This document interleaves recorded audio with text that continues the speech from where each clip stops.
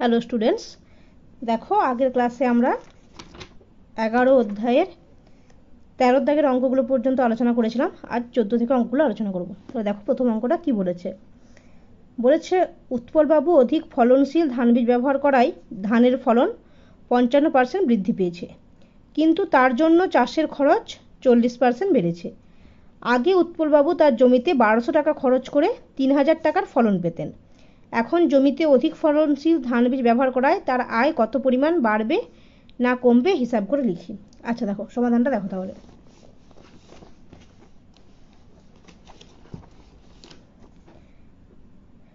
ত্রৈরাশিক পদ্ধতিতে অঙ্কটা করা যাবে, তাহলে দুটো পার্ট হবে। কেউ চাইলে ওই পদ্ধতিতে করতে পারো, আমি শতকরা অনুযায়ী নিয়মটা দেখালাম। কি বলেছে,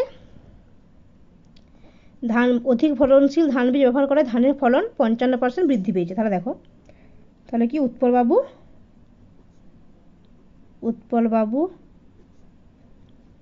অধিক ফলনশীল ধান বীজ ব্যবহার করায়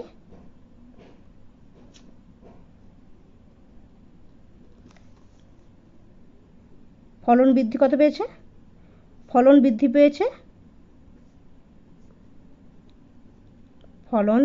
পেয়েছে 55%। ঠিক আছে, তাহলে আগে উৎপলবাবু তার জমিতে কত টাকা খরচ করে কত টাকার ফলন পেতে, দেখো 1200 টাকা খরচ করে 3000 টাকার ফলন পেত। তাহলে ফলনটা কিসের উপরে বৃদ্ধি পেয়েছে? আগে যে ফলনটা হতো, তাহলে পূর্বে ফলন হতো 3000 টাকার।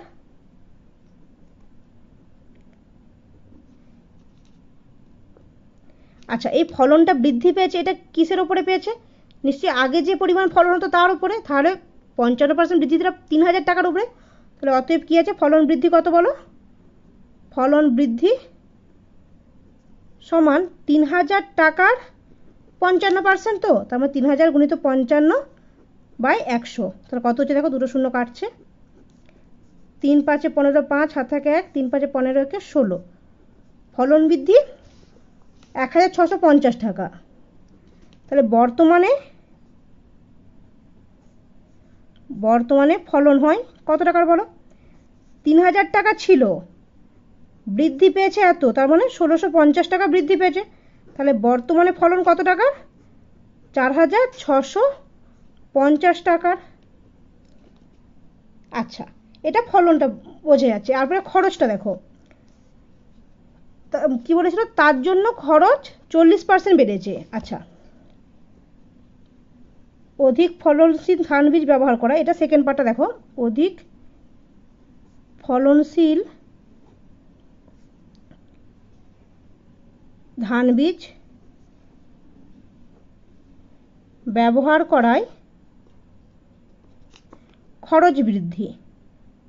খরচ বৃদ্ধি কত পার্সেন্ট? 40%। ঠিক আছে, তাহলে এই বৃদ্ধিটা কিসের উপরে হচ্ছে? পূর্বে যে খরচটা হতো তার উপরে হিসাবটা হচ্ছে। তাহলে পূর্বে খরচ কত হতো বলো? তার জমিতে 1200 টাকা খরচ করে, তাহলে পূর্বে খরচ হতো 1200 টাকা। তাহলে খরচ বৃদ্ধি কত বলো? খরচ বৃদ্ধি, তাহলে পূর্বের খরচের 40%, মানে 40/100। দুটো শূন্য কাটছে, 4 12 48, শূন্য। খরচ বৃদ্ধি কত? 480 টাকা। তাহলে বর্তমানে খরচ কত? বর্তমানে খরচ 1200 টাকা আগে ছিল, তারপরে বৃদ্ধি পেয়েছে 480 টাকা। তাহলে মোট খরচ কত? 1200 যোগ 480 সমান 1680 টাকা। আচ্ছা, এটা বুঝতে পারলাম। এবার কি চেয়েছিল আমাদেরকে? যে অধিক ফলনশীল ধান বীজ ব্যবহার করায় তার আয় কত পরিমাণ বাড়বে না কমবে। আচ্ছা, বাড়বে না কমবে সেটা কখন বলবো? যখন আগের আয়টা আমরা জানতে পারবো। তাহলে পূর্বে আয় কত ছিল বলো? পূর্বে আয় কিভাবে পাবো আমরা? পূর্বে ফলন ছিল 3000 টাকার, খরচ ছিল 1200 টাকার। তাহলে পূর্বে আয় কত? 3000 টাকার ফলন, সেখান থেকে 1200 টাকা খরচটা বিক্রি হয়ে যাচ্ছে, বাদ হয়ে যাচ্ছে। তাহলে কত হচ্ছে দেখো, 1800 টাকা। বিয়োগ করলে দেখো 1800 টাকা হচ্ছে। পূর্বে আয় ছিল 800 টাকা, বর্তমানে আয় কত? বর্তমানে আয়, তাহলে বর্তমানে ফলন কত? 4650 টাকা, আর খরচ 1680 টাকা। তাহলে বর্তমানে আয় 4650 টাকা, এটা ফলন, বিয়োগ খরচ কত? 1680 টাকা।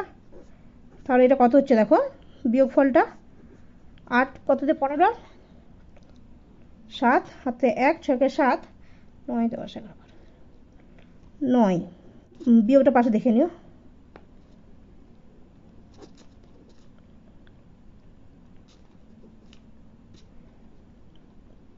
2970 টাকা। ঠিক আছে, তাহলে আগে আয় হতো 1800 টাকা, বর্তমানে আয় হচ্ছে 19 টাকা, তার মানে আয় বেশি। তাহলে উৎপলবাবুর লাভ না ক্ষতি বলো? আয় হচ্ছে, মানে আয়ের পরিমাণটা বাড়ছে। তাহলে কত বাড়ছে? অতএব উৎপলবাবুর আয়ের পরিমাণ বৃদ্ধি, আয়ের পরিমাণ বৃদ্ধি সমান, বর্তমানে কত হচ্ছে? 2970, পূর্বে আয় ছিল 1800, তাহলে বর্তমানে আয় বৃদ্ধি কত? 1170 টাকা। ঠিক আছে, পরের অঙ্কটা দেখো। আচ্ছা, পরের অঙ্কটা দেখো কি বলেছে। বলেছে একটি বিধানসভা কেন্দ্রের ভোটারদের 80% ভোট দিয়েছেন এবং বিজয়ী প্রার্থী প্রদত্ত ভোটের 65% ভোট পেয়ে নির্বাচিত হয়েছেন।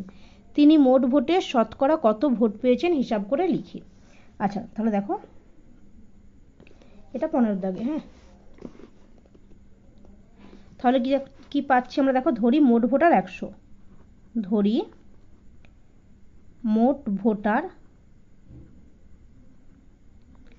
100 জন, শতকরা অঙ্কে 100 জন ধরে করলে অঙ্কটা সুবিধা হবে একটু। দেখো, তাহলে বিধানসভা কেন্দ্রের ভোটারদের 80% ভোট দিয়েছেন, তাহলে ভোট দিয়েছেন কত? ভোট দিয়েছেন 80%, তাহলে 80% শতকরা, কথার অর্থ হচ্ছে মোট ভোটার যদি 100 জন, তাহলে সমান কত? 80 জন, কারণ মোট ভোটারটা আমরা 100 ধরে নিয়েছি। তাহলে ভোট দিয়েছেন 80%, মানে 100-র মধ্যে 80 জন ভোট দিয়েছেন। বিজয়ী প্রার্থী প্রদত্ত ভোটের 65% ভোট পেয়ে নির্বাচিত হয়েছেন। তাহলে বিজয়ী প্রার্থী ভোট পেয়েছেন, বিজয়ী প্রার্থী ভোট পেয়েছেন, কত ভোট পেয়েছেন বলো? প্রদত্ত ভোটের 65%, তাহলে বিজয়ী প্রার্থী ভোট পেয়েছেন প্রদত্ত ভোটের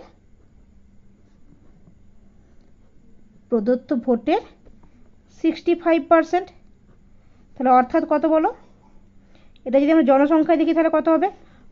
প্রদত্ত ভোটের 65%, প্রদত্ত ভোট কত? প্রদত্ত ভোট আছে 80, তাহলে প্রদত্ত ভোট যদি 80 হয়, 80 এর 65% মানে 80 গুণিত 65/100, তাহলে কাটাকাটি হয়ে যায় যদি, 5 2 10, 5 3 65, 2 4 8, তার মানে কত পাচ্ছি দেখো, 4 গুণিত 13 সমান 52। এটা আমরা কোন এককে পাবো? 52 জন।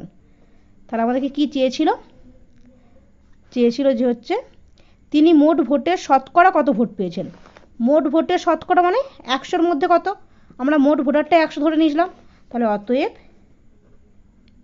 তিনি মোট ভোটের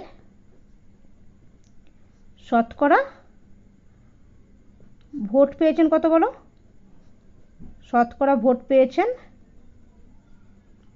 52, কারণ কি মোট ভোটার তো আমাদের 100 ছিল, তাহলে 100 জনের মধ্যে 52টা ভোট পেয়েছেন, তার মানে মোট ভোটার শতকরা ভোট পেয়েছেন 52। ঠিক আছে, পরের অঙ্কটা দেখো। পরের অঙ্কটা দেখো, 16 দাগে কি বলেছে। বলেছে এই বছরে নন্দলাল উচ্চ মাধ্যমিক বিদ্যালয়ের পরীক্ষার্থীদের 85% বাংলায়, 70% অঙ্কে এবং 65% উভয় বিষয়ে A+ পেয়েছে। পরীক্ষার্থীর সংখ্যা যদি 120 জন হয়, তবে হিসাব করে দেখি কতজন পরীক্ষার্থী, 4টে কোশ্চেন আছে দেখো, উভয় বিষয়ে A+ পেয়েছে, শুধু বাংলায় A+ পেয়েছে, শুধু অঙ্কে A+ পেয়েছে ও উভয় বিষয়ে A+ পায়নি। এই 4টা পার্টে আমাদেরকে উত্তরটা বের করতে হবে। তাহলে দেখো, অঙ্কটা আছে 16 দাগে। তাহলে প্রথম পার্টে কি আছে? উভয় বিষয়ে A+ পেয়েছে, তাহলে উভয় বিষয়ে এ প্লাস পেয়েছে। এই পার্টটা আমরা বের করব, তাই তো? তাহলে দেখো মোট পরীক্ষার্থী কত আছে বলো? মোট পরীক্ষার্থী বলে দিয়েছে কত, দেখো 120 জন। তার মধ্যে উভয় বিষয়ে এ প্লাস পেয়েছে কত? 65%। তাহলে মোট পরীক্ষার্থী সমান 120 জন। আচ্ছা, উভয় বিষয়ে এ প্লাস পেয়েছে, উভয় বিষয়ে এ প্লাস পেয়েছে সমান 65%। এটা যদি আমরা জনসংখ্যায় নিয়ে আসি তাহলে কি হবে দেখো, অর্থাৎ 65% এটা কতর মধ্যে বলো? মোট পরীক্ষার্থীর ওপরে। তাহলে অর্থাৎ সমান কত হচ্ছে? 120 এর 65% মানে 65/100। আচ্ছা, এটাকে তোমরা ত্রৈরাশিক পদ্ধতিতে করতে পারো। যদি আমরা এটাকে 65% মানে আমরা জানি 100-য় 65 জন হচ্ছে এ প্লাস পেয়েছে, তাহলে 1-এর মধ্যে কত পেয়েছে বলো? 65/100। আর 120 জনের মধ্যে 65/120, 65 গুণিত 120/100, এভাবেও বের করতে পারো। আর আমি এখানে দেখো 65%টা মোট পরীক্ষার্থীর ওপর 65%, এভাবে যদি সমাধান করি তাহলে দেখো একই পাবো। 0 আর 0 কাটছে, 5 2 10, 5 13 65, 2 6 12। তাহলে কত পাচ্ছি আমরা দেখো? 6 গুণিত 13, তার মানে 78 জন। তাহলে প্রথম উত্তরটা আমাদের কি চেয়েছিল? উভয় বিষয়ে এ প্লাস পেয়েছে কতজন? তাহলে অতএব উভয় বিষয়ে এ প্লাস পেয়েছে 78 জন। এটা প্রথম পার্টের উত্তর। দ্বিতীয় পার্টে কি চেয়েছে? শুধু বাংলায় এ প্লাস পেয়েছে কতজন? আচ্ছা, মোট পরীক্ষার্থীর 85% বাংলায় এ প্লাস পেয়েছিল, ঠিক আছে? তাহলে দেখো শুধু বাংলায় এ প্লাস পেয়েছে, তাহলে এই পার্টটা হচ্ছে শুধু বাংলায় এ প্লাস পেয়েছে, শুধু বাংলায় এ প্লাস পেয়েছে। তাহলে এখানে দেখো মোট পরীক্ষার্থী কত? মোট পরীক্ষার্থী 120 জন। বাংলায় এ প্লাস পেয়েছে, বাংলায় এ প্লাস পেয়েছে কতজন? দেখো দিয়ে দিয়েছে বইয়ে 85%। আচ্ছা, একটা ছোট জিনিস বলে দিই, বাংলায় যে এ প্লাস পেয়েছে 85%, এর মধ্যে কিন্তু আচ্ছা দেখো উভয় বিষয়ে যে এ প্লাস পেয়েছিল সেই উভয় বিষয় মানে কি কি? বাংলা আর অঙ্ক। তাহলে এই উভয় বিষয়ের মধ্যে বাংলাতেও এ প্লাস পেয়েছে, অঙ্কেতেও এ প্লাস পেয়েছে, এরকম মিশে আছে। আর বাংলায় এ প্লাস পেয়েছে কত? 85%। তার মানে শুধু বাংলায় কত পেয়েছে বলো? শুধু বাংলায় এ প্লাস পেয়েছে, বাংলায় এ প্লাস পেয়েছে 85%, মানে 85। শুধু বাংলায় মানে কি? এখানে তো মিশানো আছে অঙ্ক আর বাংলা দুটোতে। তার মানে 65% যদি বাদ দিয়ে দিই, যারা উভয় বিষয় পেয়েছে সেটাকে পুরোটাই বাদ দিয়ে দিলাম, তারপরে শুধু বাংলায় কত সেটা পাচ্ছি আমরা। শুধু বাংলায় পেয়েছে কতজন বলো? 20%। কেন বিয়োগ হলো বুঝতে পারছো? কারণ কি, এই যে বাংলায় এ প্লাস পেয়েছে 85%, এর মধ্যে কি আছে? যে শুধু বাংলায় পেয়েছে এরকম ছাত্রও আছে, আবার বাংলা অঙ্ক দুটোতেই পেয়েছে এরকম ছাত্র আছে। তাহলে শুধু বাংলায় পেয়েছে এটা বের করার জন্য কি করতে হবে? বাংলার অঙ্ক এই দুটোতেই যারা পেয়েছে তাদেরকে সরিয়ে দিচ্ছি, তার মানে সেখান থেকে আমরা পাবো যে শুধু বাংলায় কতজন পেয়েছে, তাই তো? এই পার্টটার মধ্যে বাংলায় পেয়েছে এবং বাংলা আর অঙ্ক দুটোতেই পেয়েছে, মানে কিছু জন পেয়েছে শুধু বাংলাতে পেয়েছে, আর কিছু জন আছে যারা বাংলা অঙ্ক দুটোতেই পেয়েছে। তাহলে শুধু বাংলায় কতজন পেয়েছে সেটা বার করার জন্য কি করতে হবে? মোট বাংলা থেকে বাংলার অঙ্ক দুটোতেই পেয়েছে এরকম সংখ্যা যদি আমরা বাদ দিয়ে দিই তাহলে দেখো 20% হচ্ছে। এই পার্টটা শুধুমাত্র বাংলা এ প্লাস পেয়েছে। আচ্ছা, এখন মোট ছাত্র যদি 120 জন হয় তাহলে ছাত্র সংখ্যা কত হবে? তাহলে শুধু বাংলায় এ প্লাস পেয়েছে এরকম ছাত্র সংখ্যা, মানে অর্থাৎ এই যে 20% এটা কিসের উপরে হচ্ছে বলো? মোট ছাত্রের উপরে 120 গুণিত 20/100, তাহলে কত হচ্ছে? দেখো 12 × 2 মানে 24 জন। তাহলে অতএব শুধু বাংলায় এ প্লাস পেয়েছে, শুধু বাংলায় এ প্লাস পেয়েছে 24 জন। বুঝতে পেরেছ? আচ্ছা, পরের পার্টটা দেখো। শুধু অঙ্কে এ প্লাস পেয়েছে, আর অঙ্কে এমনিতে কত দেখো 70%। তাহলে শুধু অঙ্কে এ প্লাস পেয়েছে, শুধু অঙ্কে এ প্লাস পেয়েছে, এই পার্টটা আমাদেরকে বের করতে হবে। আচ্ছা, মোট পরীক্ষার্থী দেখো স্থির আছে, মোট পরীক্ষার্থী 120 জন। মোট পরীক্ষার্থী 120 জন। অঙ্কে এ প্লাস পেয়েছে কত বলো?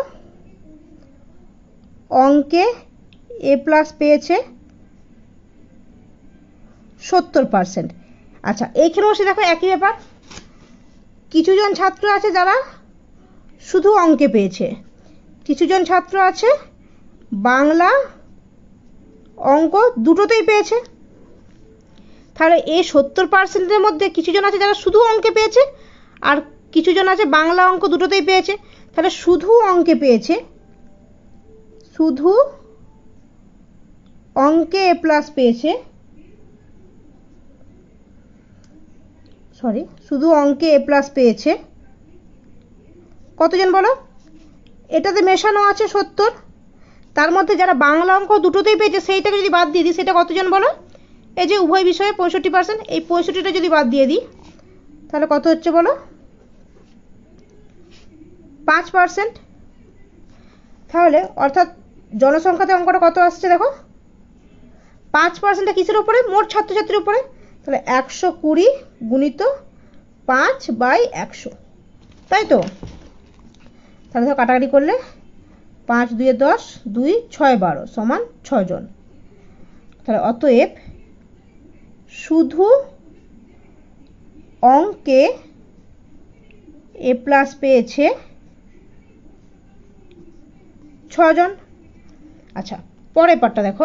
লাস্ট পার্টটা বলেছে উভয় বিষয়ে এ প্লাস পায়নি এরকম সংখ্যা কত। তাহলে কি আছে?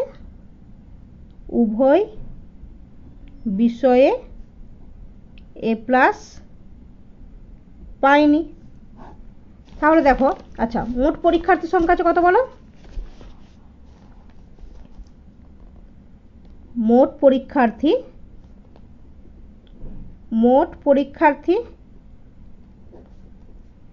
120 জন। আচ্ছা, দেখো প্রতিটা পার্টে কি ছিল? পার্সেন্টেজ দেওয়া আছে। এই পার্সেন্টেজ কথার অর্থ কি? 100 জনের মধ্যে। তাহলে আমরা এখান থেকে উভয় বিষয়ে এ প্লাস পাইনি কত পার্সেন্ট সেটা বের করতে পারবো। তাহলে দেখো,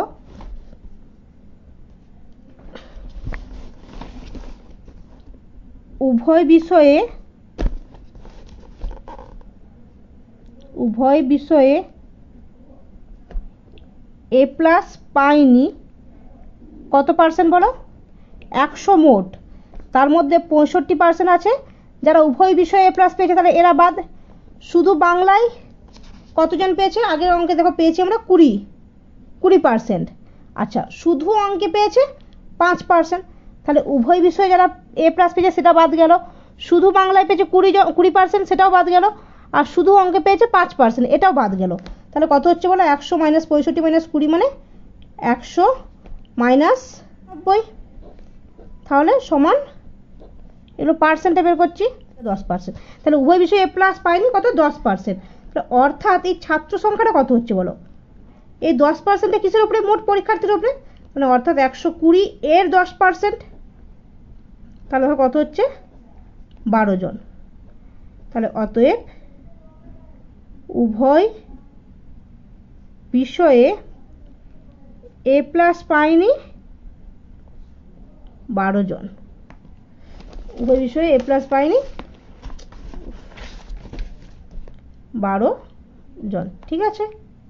আচ্ছা, পরের অঙ্কটা দেখো কি বলেছে। 17 দাগে বলেছে আমিনা বিবির বেতন প্রথমে 20% বৃদ্ধি পেয়ে পরে 20% হ্রাস পেল। আমিনা বিবির বেতন শতকরা কত পরিবর্তন হলো হিসাব করে লিখি।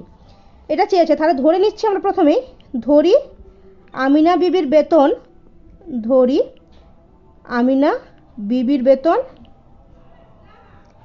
সমান 100 টাকা। শতকরা মানে আমরা 100 ধরে নিলে অঙ্কটা সুবিধা হবে। ধরি আমিনা বিবির বেতন 100 টাকা, তাহলে প্রথমে 20% বৃদ্ধি, তাহলে বেতন বৃদ্ধি 20%, তাই তো? তাহলে বেতন বৃদ্ধি 20% কথার অর্থ কি? পার্সেন্ট মানে 100 টাকাতে বৃদ্ধি 20 টাকা। তাহলে বর্তমানে বেতন কত বলো?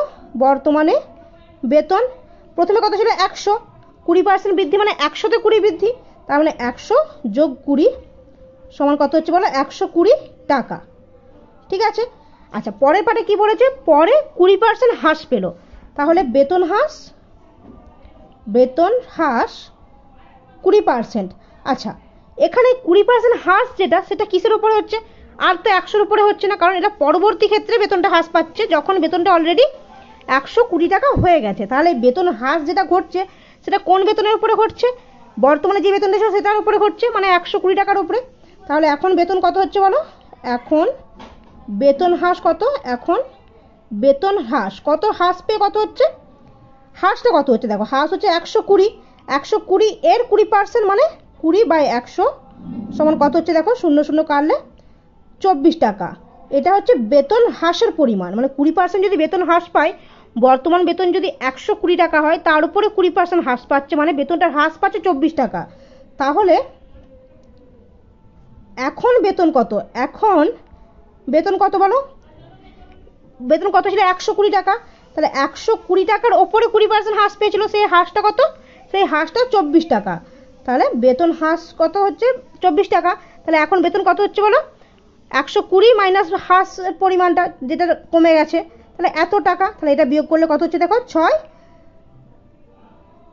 9, 96 টাকা। ঠিক আছে।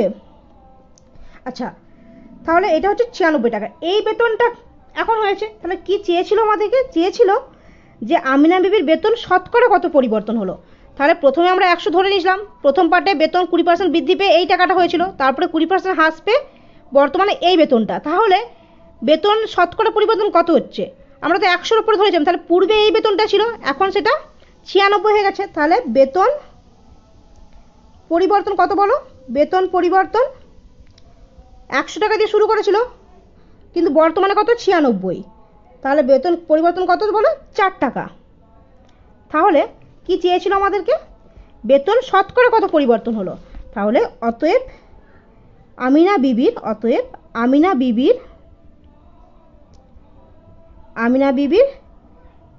বেতনের শতকরা পরিবর্তন কত হবে বলো? শতকরা মানে 100-র উপরে পরিবর্তন।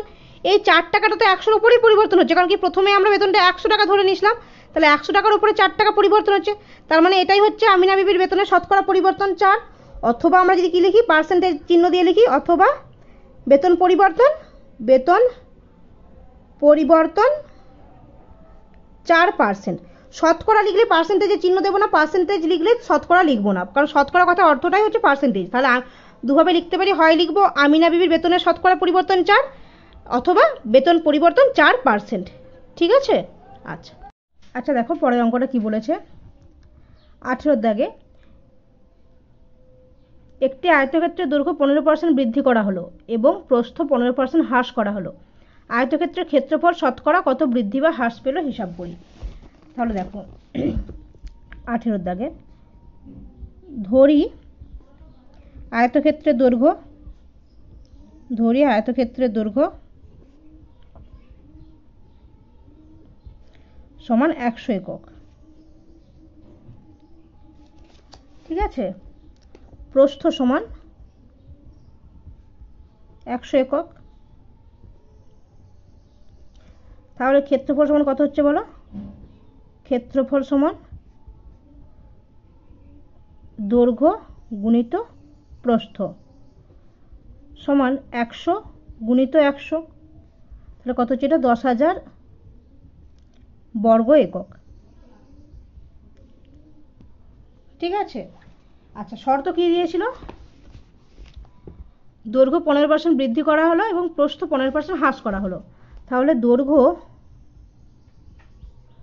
15% বৃদ্ধি করা হলে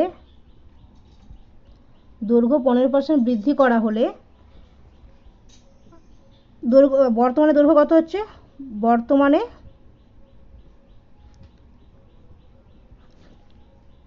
আয়তক্ষেত্রের দৈর্ঘ্য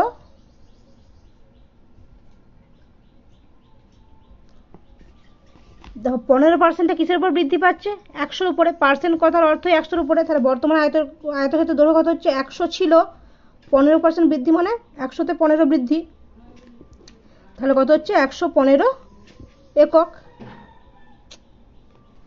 আচ্ছা, প্রস্থ 15% হ্রাস, প্রস্থ 15% হ্রাস করা হলে, প্রস্থ 15% হ্রাস করা হলে বর্তমানে আয়তক্ষেত্রের প্রস্থ কত হচ্ছে বলো, বর্তমানে আয়তক্ষেত্রের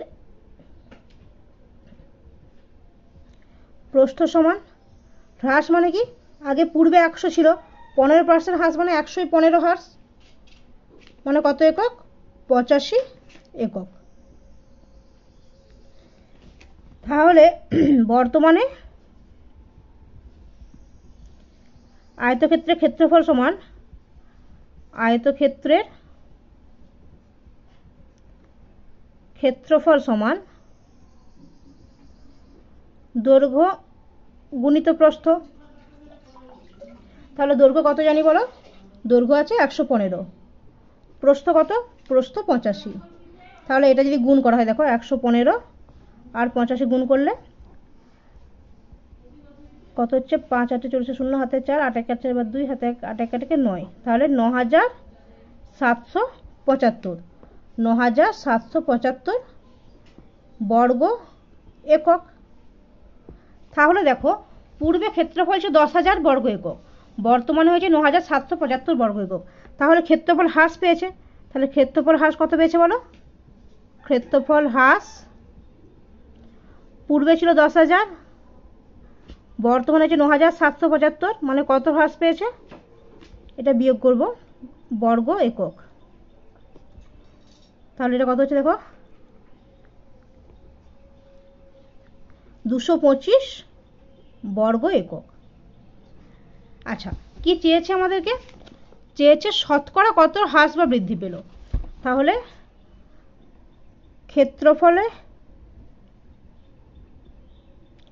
ক্ষেত্রফলের শতকরা হ্রাস কত বলো, শতকরা হ্রাস। আচ্ছা, এই 225টা কিসের উপর হ্রাস পেয়েছে, পূর্বে কত ছিল, 10,000-এর উপর। তাহলে 225 কতর উপরে হ্রাস, 10,000-এর উপর। তাহলে শতকরাই কত, মানে 100 দিয়ে গুণ। দেখো সুন্দর কাটাকাটি হয়ে যাবে, 25 9 225, 25 4 100, তাহলে কত হচ্ছে, এটা 9/4। এটা মিশ্র ভগ্নাংশে ভাগলে হচ্ছে 4 2 8, 2 পূর্ণ 1 4। তাহলে ক্ষেত্রফলের শতকরা হ্রাস 2 পূর্ণ 1 4। আচ্ছা, এই পার্টটা শতকরাতে নিয়মে না করে তৈরাশি করো, তৈরাশি করলেও হবে। তাহলে দেখো 225, 10,000-এ ক্ষেত্রফল হ্রাস 225, তাহলে 100 হ্রাস কত, 1 হ্রাস 225/10,000, তাহলে 100-তে হ্রাস 225 গুণিত 100/10,000। এভাবে করলেও অঙ্কটা হবে, বা যদি একদম শতকরা নিয়মে করো, যে শতকরা হ্রাস কত, 10,000-এ 225 হ্রাস গুণিত 100, তা 2 পূর্ণ 1 4। আচ্ছা, উত্তরটা কি চেয়েছিল, যে আয়তক্ষেত্রের ক্ষেত্রফল শতকরা কত বৃদ্ধি বা হ্রাস পেল। তাহলে অতএব আয়তক্ষেত্রের ক্ষেত্রফল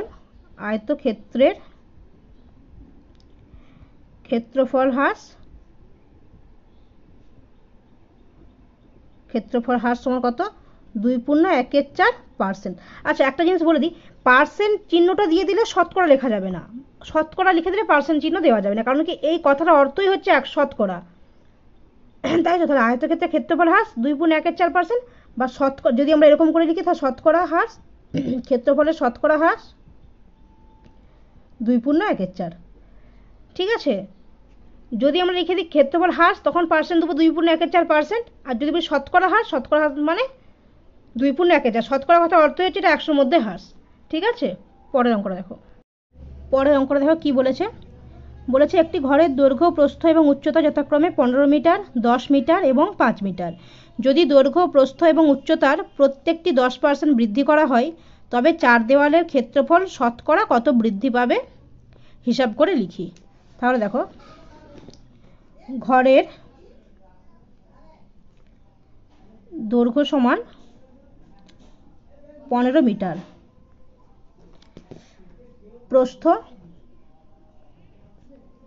সমান 10 মিটার আর উচ্চতা সমান 5 মিটার।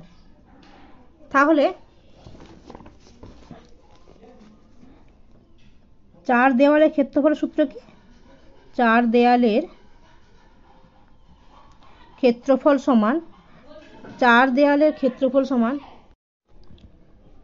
2 গুণিত দৈর্ঘ্য যুক্ত প্রস্থ গুণিত উচ্চতা। তাহলে দেখো, 2 গুণিত দৈর্ঘ্য কত আছে? দৈর্ঘ্য 15, প্রস্থ কত আছে? প্রস্থ 10, আর উচ্চতা কত? উচ্চতা আছে 5। তাহলে এটা সমাধান করলে কি পাচ্ছি দেখো, 2 গুণিত 25 গুণিত 5, 25 2 50 গুণিত 5 মানে 250 বর্গ মিটার। আচ্ছা, এবার শর্ত কি দিয়েছিল? দৈর্ঘ্য, প্রস্থ এবং উচ্চতা প্রত্যেকটি 10% বৃদ্ধি করা হলো। তাহলে দৈর্ঘ্য, প্রস্থ ও উচ্চতা প্রত্যেকটি 10% বৃদ্ধি করা হলে বর্তমানে দৈর্ঘ্য সমান, আচ্ছা, পূর্বে দৈর্ঘ্য কত ছিল বলো? পূর্বে দৈর্ঘ্য ছিল 15, এটা আছে, আবার 10% বৃদ্ধি পেয়েছে। 10% বৃদ্ধি কত অর্থ কি? 15 গুণিত 10/100। এটা পূর্বে ছিল 15 আর বৃদ্ধি পেয়েছে। বৃদ্ধি কত পেয়েছে? 10% বৃদ্ধি, মানে 15 গুণিত 10/100, এটা বৃদ্ধি। তাহলে পূর্বের সাথে যোগ হয়ে যাচ্ছে, সমান কত হচ্ছে বলো? 15 যোগ 0 0 কাটলে এটা হচ্ছে 15/10 সমান 15 প্লাস 1.5 সমান 16.5। এককটা কি আছে? মিটার। আচ্ছা, বর্তমানে দৈর্ঘ্য 16.5 মিটার। প্রস্থ কত হচ্ছে? প্রস্থ পূর্বে কত ছিল? প্রস্থ পূর্বে ছিল 10 মিটার। তাহলে 10 মিটার পূর্বে ছিল, তার 10% বৃদ্ধি মানে 10 গুণিত 10/100। তাহলে দেখো কত হচ্ছে? 10 প্লাস 1 সমান 11 মিটার। আচ্ছা, উচ্চতা কত? বর্তমানে উচ্চতা, পূর্বে উচ্চতা কত ছিল? 5 মিটার। পূর্বে উচ্চতা ছিল 5 মিটার, বর্তমানে বৃদ্ধি পাচ্ছে কত? 10%। 10% মানে 5 গুণিত 10/100। তাহলে কত হচ্ছে? 5 প্লাস 5/10 সমান 5 প্লাস এটা করলে কত? 0.5। তাহলে কত হচ্ছে? 5.5 মিটার। ঠিক আছে, তাহলে বর্তমানে চার দেয়ালের ক্ষেত্রফল সমান, সূত্র কি আছে? 2 গুণিত দৈর্ঘ্য যুক্ত প্রস্থ গুণিত উচ্চতা। তাহলে 2 গুণিত বর্তমানে দৈর্ঘ্য কত? 16.5 মিটার, 16.5 মিটার প্লাস প্রস্থ কত? 11 মিটার, উচ্চতা কত? 5.5 মিটার। তাহলে এটা কত হচ্ছে দেখো, 2 গুণিত 27.5 গুণিত 5.5। তাহলে 27.5 যদি এটা গুণ করে দেখো, এটা সোজা হবে 55 দুগুণে 110 মানে 11। আর এটা যদি গুণ করা হয় 27.5 গুণিত 11 মানে 5 11 55 5 হাতে 5 7 11 77 77 5 82 2 হাতে 8 11 2 22 হাতে 30 দশমিক একটা বসছে। তাহলে কত হচ্ছে বলো? 302.5। একক কি হবে? একক বর্গ মিটার। কি চেয়েছিল? ক্ষেত্রফলের শতকরা কত বৃদ্ধি। দেখো, পূর্বে ক্ষেত্রফল কত ছিল? 250 বর্গ মিটার, বর্তমানে ক্ষেত্রফল 302.5 বর্গ মিটার। তাহলে ক্ষেত্রফল বৃদ্ধি কত বলো? ক্ষেত্রফল বৃদ্ধি 302.5 মাইনাস পূর্বে কত ছিল 250, একক কি আছে, একক আছে বর্গ মিটার। তাহলে এটা বিয়োগ করলে কত হচ্ছে দেখো 52.5 বর্গ মিটার। এবার শতকরা কত বলেছে, তাহলে শতকরা বৃদ্ধি সমান 52.5টা কিসের উপরে বৃদ্ধি বলো, পূর্বে কত ছিল 250, উপরে বৃদ্ধি 52.5 গুণিত শতকরা মানে 100 দ্বিগুণ। তাহলে এটা কাটলে কত হচ্ছে, 0 0 কাটছে, 5 5 এ 25, 5 2 এ 10, আর এদিকে কাটে 5 একে 5, আর এটা কাটলে কত হচ্ছে 5 10 এ 50, 2 থেকে যাচ্ছে 25, তাহলে 5 5 এ 25, 10 2 5 গুণিত 2, তাহলে সময়টা কত হচ্ছে বলো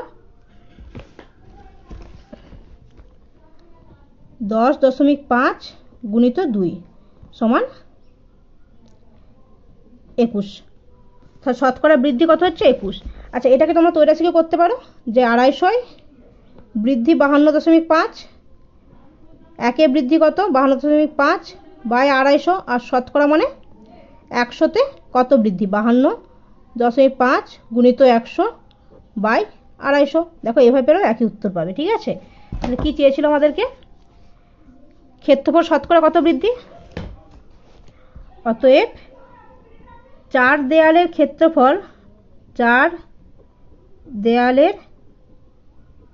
ক্ষেত্রফল শতকরা বৃদ্ধি বললে আমরা কি বলবো, শতকরা বৃদ্ধি 21, তখন কিন্তু পার্সেন্টেজ দেব না, কিন্তু যদি লিখি ক্ষেত্রফল বৃদ্ধি তখন লিখবো 21%। পার্সেন্ট আর শতকরা একসাথে যায় না, যদি শতকরা কথাটা লিখে দিই তাহলে লিখবো শুধু বৃদ্ধি 21, আর যদি শতকরা না লিখি ক্ষেত্রফল বৃদ্ধি তখন লিখবো 21%। ঠিক আছে, এবার পরের অঙ্কটা দেখো। পরের অঙ্কটা দেখো 20 দাগে কি বলেছে। বার্ষিক ক্রীড়া প্রতিযোগিতায় 20% শিক্ষার্থী 100 মিটার দৌড়ে, 15% শিক্ষার্থী 200 মিটার দৌড়ে এবং 10% শিক্ষার্থী লং জাম্প প্রতিযোগিতায় নাম দেয়। 5% শিক্ষার্থী তিনটিতেই নাম দেয়। বিদ্যালয়ের শিক্ষার্থীর সংখ্যা 780 জন হলে কতজন শিক্ষার্থী ওই প্রতিযোগিতার কোনোটিতেই নাম দেয়নি হিসাব করে লিখি। আচ্ছা, কি একটা শর্ত দিয়ে দিচ্ছে, কোনো প্রতিযোগী একসাথে দুটোতে নাম দেয়নি। তাহলে দেখো 20 দাগে যেগুলো দেওয়া আছে সেই তথ্যগুলো আগে আমরা লিখে দিই। তাহলে ঠিক আছে, কি আছে দেখো, 100 মিটার দৌড়ে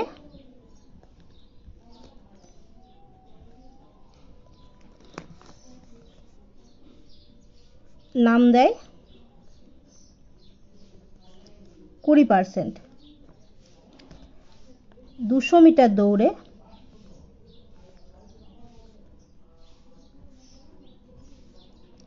নাম দেয় 15%, লং জাম্প প্রতিযোগিতায়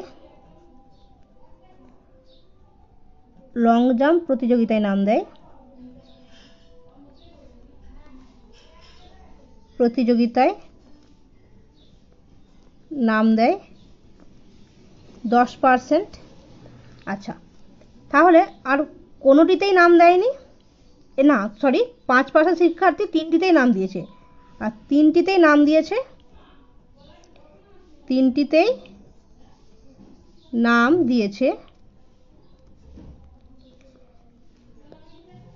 5% শিক্ষার্থী। ঠিক আছে, এটা বলে দিয়েছে। তাহলে আমরা এখান থেকে কি পাবো, যে শুধু 100 মিটার দৌড়ে নাম দিয়েছে কতজন, তাহলে শুধু 100 মিটার দৌড়ে নাম দেয়, দেখো 20% ছিল যারা 100 মিটার দৌড়ে নাম দিয়েছিল, তার মধ্যে আবার 5% আছে যারা তিনটিতেই নাম দিয়েছে, তার মানে শুধু 100 মিটার দৌড়ে নাম দিয়েছে কত, 20 মাইনাস 5 সমান 15%। শুধু 200 মিটার দৌড়ে নাম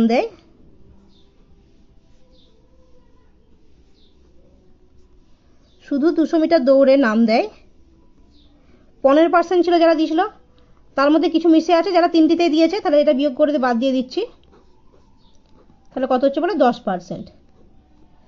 আচ্ছা, শুধু লং জাম্পে নাম দেয়, শুধু লং জাম্প প্রতিযোগিতায়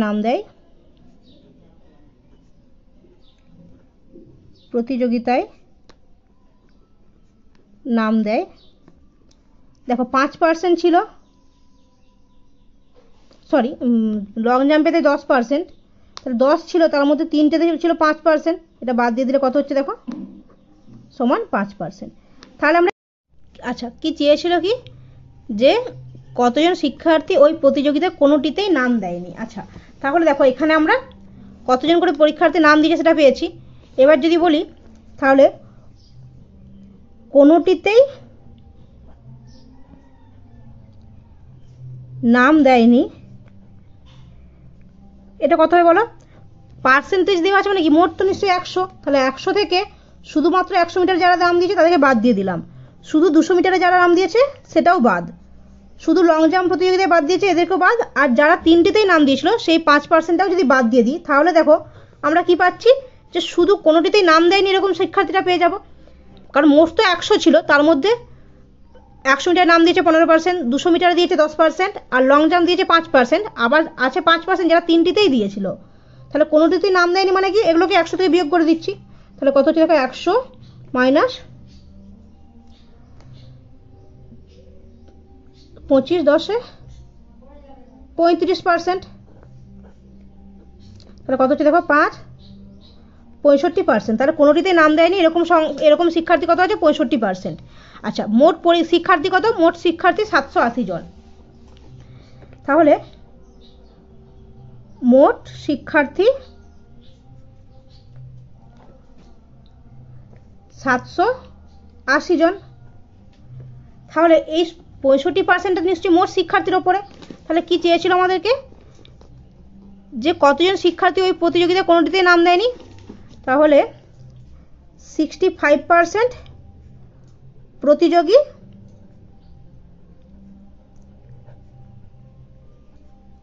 কোনোটিতেই নাম দেয়নি, তাহলে এটা যদি সংখ্যায় বের করে তাহলে কত হবে বলো, অর্থাৎ 780 এর 65%, 65/100, অর্থাৎ কত হিসাবে কাটাকাটি করলে 0 0 কাটছে, 5 13 65, 5 2 10, 2 3 6, 2 9 18, তাহলে কত হচ্ছে দেখো 39 গুণিত 13, এটা গুণ করলে কত পাচ্ছি দেখো 39 আর 13 যদি আমরা গুণ করি 3 হচ্ছে 39, তাহলে কত হচ্ছে দেখো 3 9 27, 7 হাতে 2, 3 3 9 10 11, 9 1 9, 3 1 3, তাহলে 7, 507, তাহলে এটা কত হচ্ছে 507, এটা কি হবে বলো, 507 জন। তাহলে আমাদেরকে এটাই চেয়েছিল, যে 780 জন হলে কতজন শিক্ষার্থী ওই প্রতিযোগিতায় কোনোটিতেই নাম দেয়নি, হিসাব করে লিখি। তাহলে অতএব 507 জন প্রতিযোগী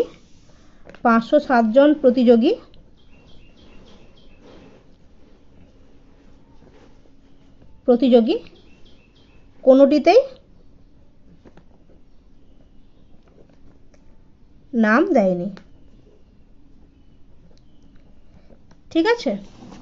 আচ্ছা দেখো তাহলে আজকে আমাদের 20 দাগের অঙ্কগুলো অবধি করে দিয়েছে, অঙ্কটা অনুশীলনটা এখানে শেষ হয়ে যাচ্ছে।